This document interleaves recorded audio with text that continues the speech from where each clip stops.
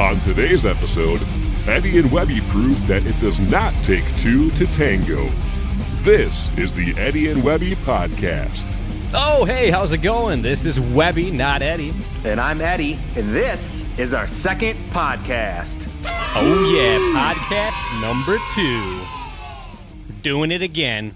Yeah. People thought it would never happen. People thought after the first one we'd be done. One and done. But we're back, baby. We are back, folks. We have a great show in store for us again today. You know the format. We talk beer, technology, pickleball. We sprinkle in a few goofs here and there. That's kind of what we like to do. We hope you enjoy it. Yes, indeed. Now, before we begin, we did get some Twitter comments regarding our last podcast that Webby would like to share with us. I haven't seen them or heard them yet, so this will be the first time I'm hearing them as well. Yes, we've actually gotten a very overwhelming response, and I'm actually going to pull Twitter up right now, read a couple of the most recent comments we got. This first one comes from @WhoopiGoldbergeron.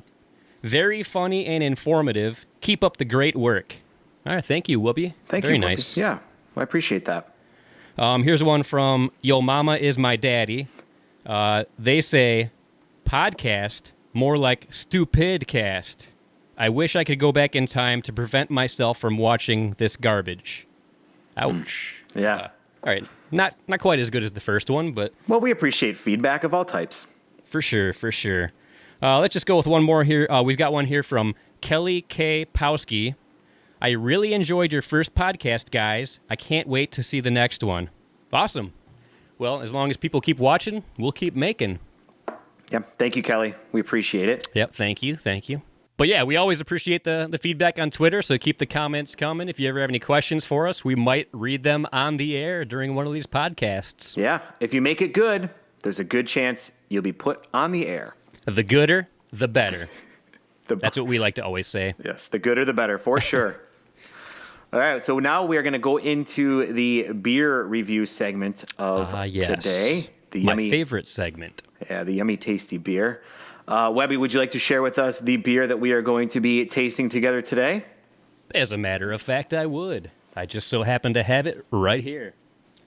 Today's is going to be a little on the sweeter side, and it is from Saugatuck Brewing Company, and today we have Neapolitan Milk Stout.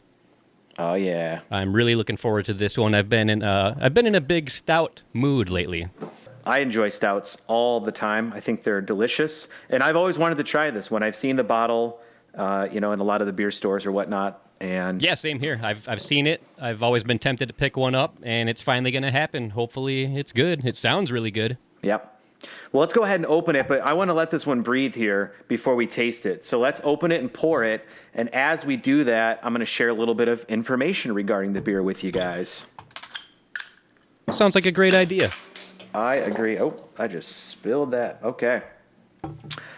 So this is from Saugatuck Brewing Company out of Saugatuck, Michigan, which is the west side of Michigan, and they opened in 2005. They currently have a 45-barrel brew system with 960 barrels of fermentation space, which is pretty good. They actually have the ability to age over 400 wood barrels at one time as well. They have some other pretty good beers as well. I've tried a few of these. The Singapore IPA, the Oval Beach Blonde, and Maggie's Irish Ale. If you guys have been to Michigan, any craft beer stores, I'm sure you've seen some of them as well. And other states as well. Down here in Florida, we get it. So have you ever been to Saugatuck Brewing, Webby? I have not. I've been wanting to check them out, but that's one that I have not checked out yet. Yeah. It's a really cool place. So my wife and I went there about 5 years ago. We were doing New Year's Eve in Grand Rapids, and we decided, I think it was actually on New Year's Eve, to take a day trip out to Saugatuck Brewing. Great place. They had a wonderful staff there, a lot of nice people that work there. And we actually asked them for a tour. And what was really cool is they basically just let us walk around the brewery after giving us a brief tour for as long as we wanted, unsupervised. So it was pretty neat. We got to check out the whole process, got to meet a lot of people that work in the brewery as well. Everybody was just really nice people. It was pretty cool. Nice. Yeah, you should definitely check it out for sure. That sounds good. I think I'll do that. Yeah. So let's talk about this beer specifically. This is BJCP category 16A for all the BJCP nerds out there, which is a sweet stout. Now, this does fall under the British stout category, but this isn't actually a British beer. There's just really not another category that it fits into properly. It does have 6% ABV, which is the alcohol content, which is at the high end of this category, but still fits into it. 37 IBUs, which for those of you that don't know, IBU is International Bitterness Units. It's how we perceive bitterness in things. And 37 is on the low to moderate end for a beer. But when it comes to sweet stouts like this, you typically want to stay pretty low. So this is actually at the high end of perceived bitterness for a sweet stout. This beer is available year-round, and it has won multiple medals and awards throughout the years. It's a pretty good one. It sounds delicious, and I can't wait to try it. All right, well, let's do it. First thing we want to look at is the appearance. So I don't know what else to say except for it's black. Yeah, I would say it's very dark in appearance. Yeah. That's my observation by looking at it with my eyes. Good. And that's what you want to do for this, is you want to look at it with your eyes. See, I could be a professional beer judge or whatever you call it. You could. Yeah, appearance is going to be black. You might get a little hint of kind of red caramely colors, but most of all, you're just going to get black. Now, I was surprised. I didn't get any head at all when I poured this beer. I don't know about you, Webby. Did you? No, a very surprisingly little amount. Interesting. Next, we want to get into the aroma.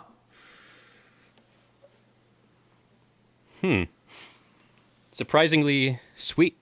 I guess it shouldn't be too surprising. It's called Neapolitan, but Yeah. almost fruity. I guess maybe the strawberry portion of the Neapolitan. Yeah, you're definitely going to get some fruitiness with this beer. I can definitely get fruit. You also get a lot of the coffee, chocolatey notes that are typical for sweet stouts, and a little bit of that roasty, grainy. But I think it's a very pleasant aroma. There's almost for sure. almost no hop aroma to it at all, though.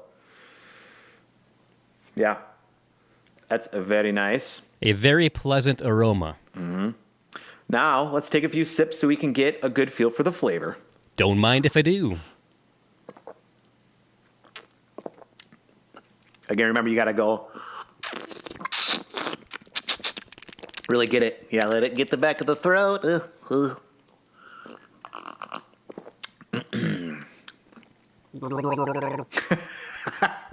Isn't that what the professionals do? They do a nice gargle. Yeah, a nice gargle is always important when you're getting the flavor of the beer for sure. Wow, I'm really liking what I'm tasting. Anything standing out to you that you're getting in the flavor?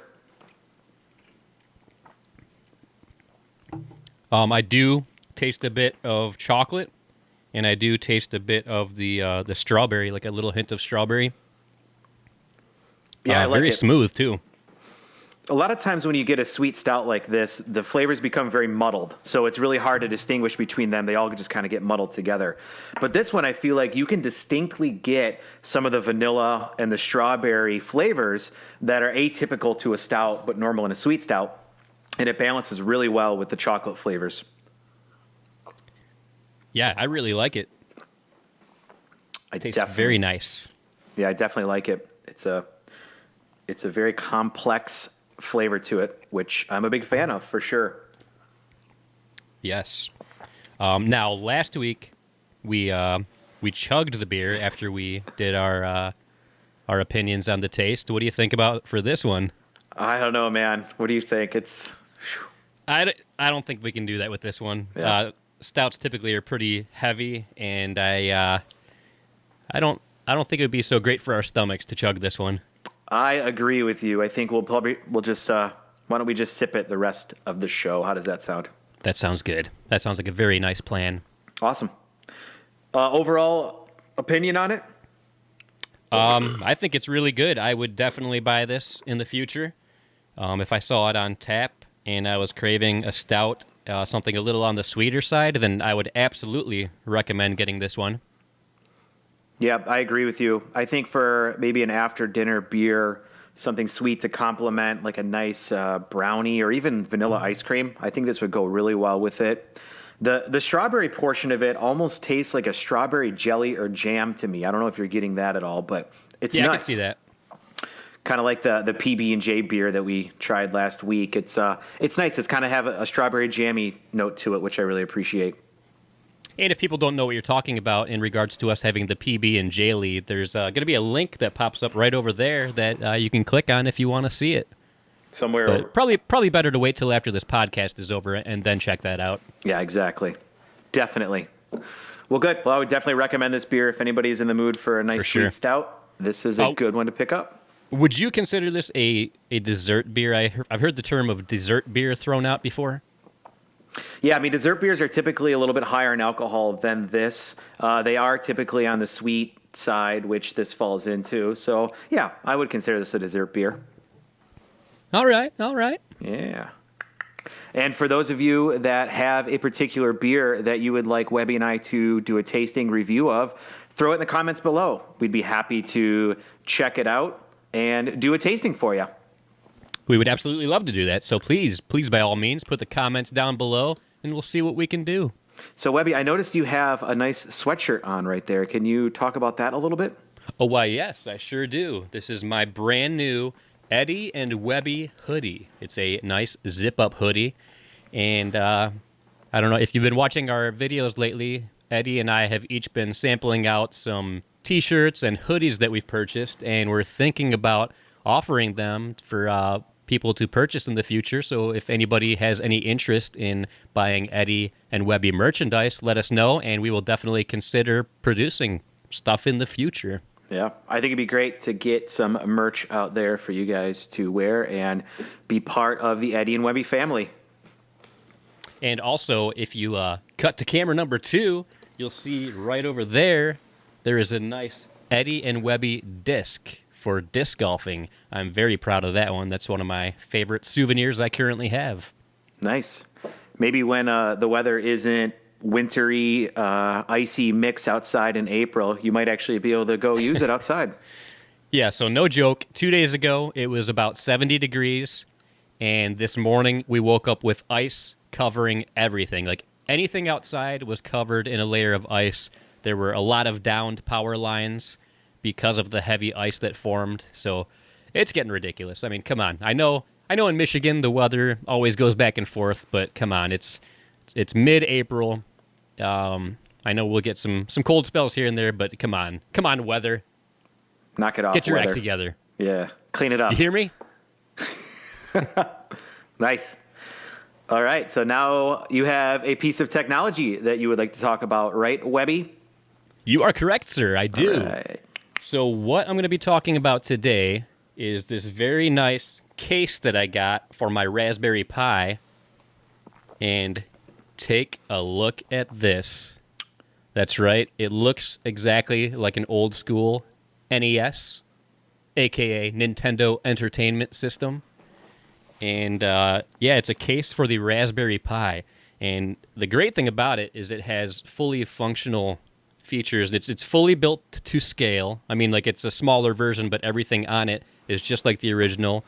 At the top, you'll see the, what is that, the vent or whatever that top part is.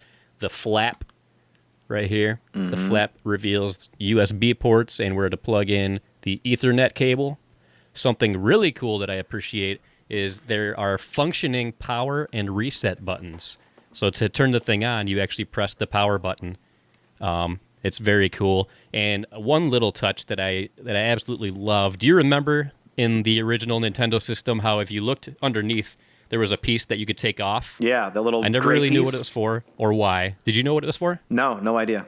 I never did either. But they included that on this, and once you open it, it reveals that there is micro SD card storage under there. So you take this piece off, put your extra cards down there, and then there you go. It closes them right up. I love this thing. That's awesome. awesome. So cool. It is called the NesPi Case. And nice. I love it. I think it's great. Where'd you get it? And got it from the Amazon.com. The www.theamazon.com. I think it's the.www.amazon.com. Okay, good. Glad we got clarification there on that. And another really cool thing, I know I've talked about it once or twice in the past, but the 8-bit dough. Yep. This thing is compatible with it, and there's 4 USB slots. There's the 2 on the front or the 2 that are under the flap.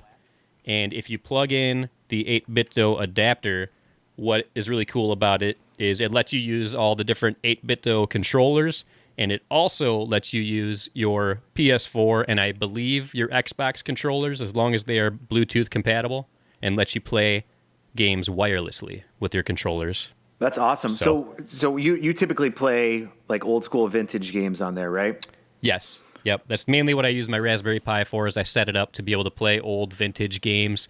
So like old school Nintendo, Sega Genesis, Super Nintendo, stuff like that. Super Nintendo, Sega Genesis. Sega Genesis. Yeah. Yeah.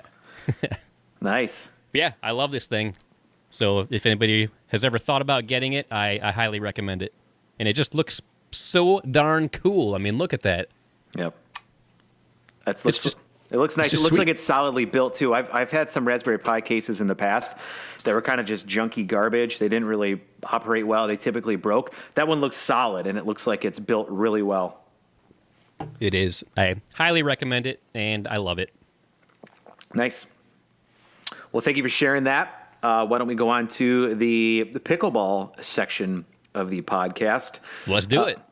And I'm sure most of you have already watched the video of Webby and I playing pickleball together for the first time.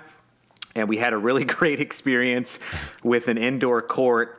It was my first time playing indoors. Down here in Florida, in the community I live in, we have 4 outdoor pickleball courts. And that's actually the only other place that I've ever played is here. So I've only played outdoors. So that was my first experience playing it indoors. And Webby tells me that that's not what typical indoor courts are like. So I was hoping to ask him if he could talk about that a little bit more, because I hope that that's not what they're like. Yeah, and for anybody that has watched the video, I was very embarrassed because I kept building up how great indoor pickleball play is. You don't have to worry about the elements when playing outside. Just walls, just running into walls, you know? Yeah. So we go in there, and it's just a tiny racquetball court, and it's just, there's no space to, like, normally when you're playing pickleball, you hit the ball, like, you try to hit it as close to the out-of-bounds line on the opposing side as you can, and that makes the other team have to run out of bounds, chasing after the ball and hitting the ball back.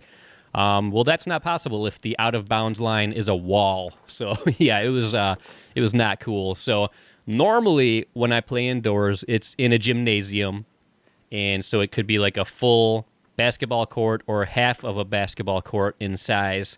And on one half of a full basketball court, you can easily get 2 or 3 pickleball courts set up. So you just set up 3 of the nets side by side, and you usually have plenty of space.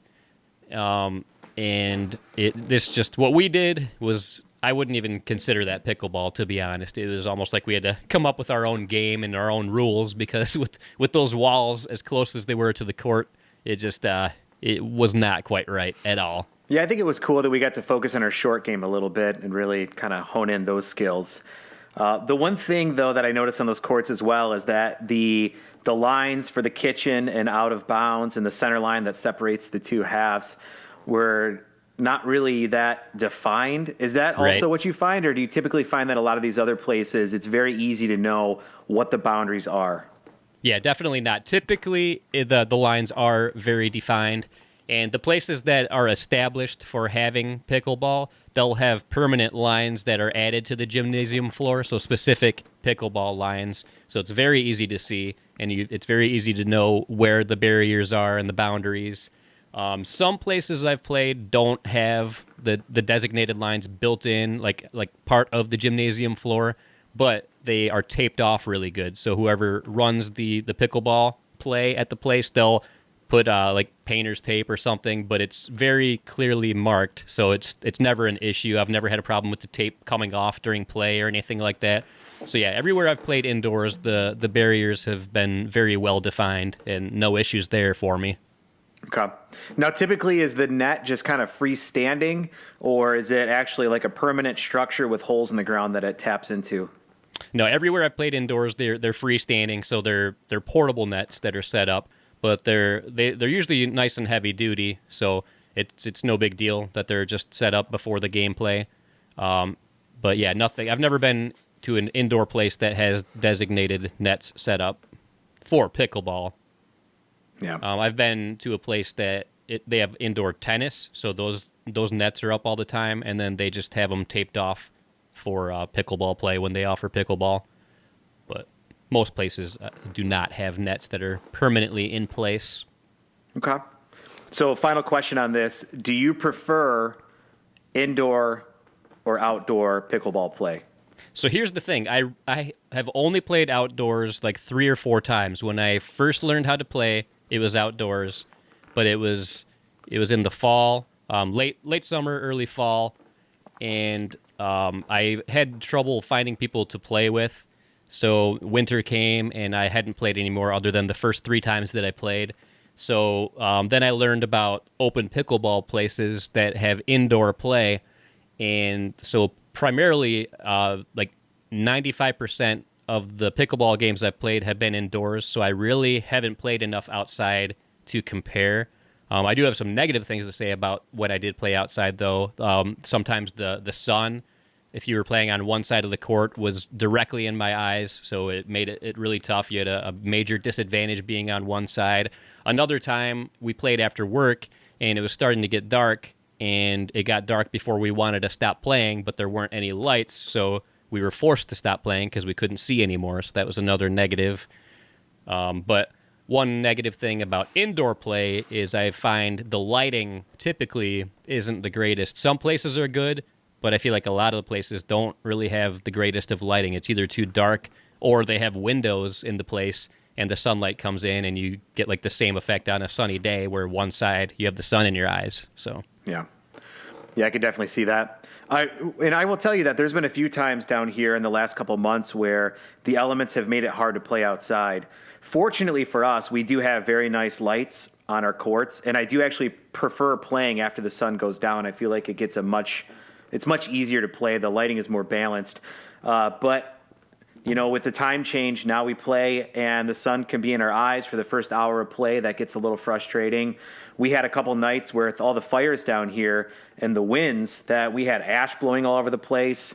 You know, the winds were so strong on one side that it was easy to get lob shots over on one side of the net, and on the other side of the net, you feel like every time you hit the ball just a little bit hard, it went out of bounds. So I could definitely understand why avoiding the elements would be an advantage. But personally, based on my first indoor experience, I would take outdoor courts, hands down, any day of the week. I would never play indoor ever again. But hopefully it's not like that, and you're correct. And maybe one of these times I come up to Michigan, we can try doing it indoors again. yeah, I would say please do not count what we did as your first indoor pickleball experience, because that really was not pickleball. It was not. So try to erase that from your mind because it doesn't count. All right. Done. Cool. Well, thank you for that. I appreciate the insight, and I'm sure our listeners and viewers do as well.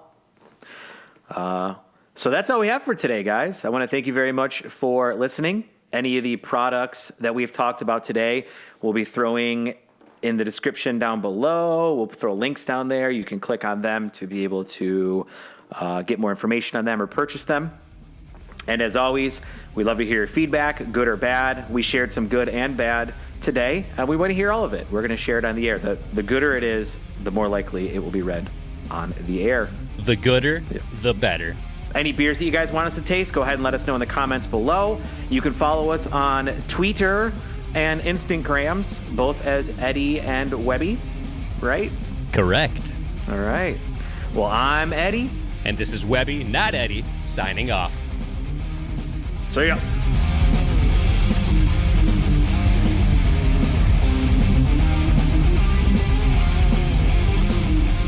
No good.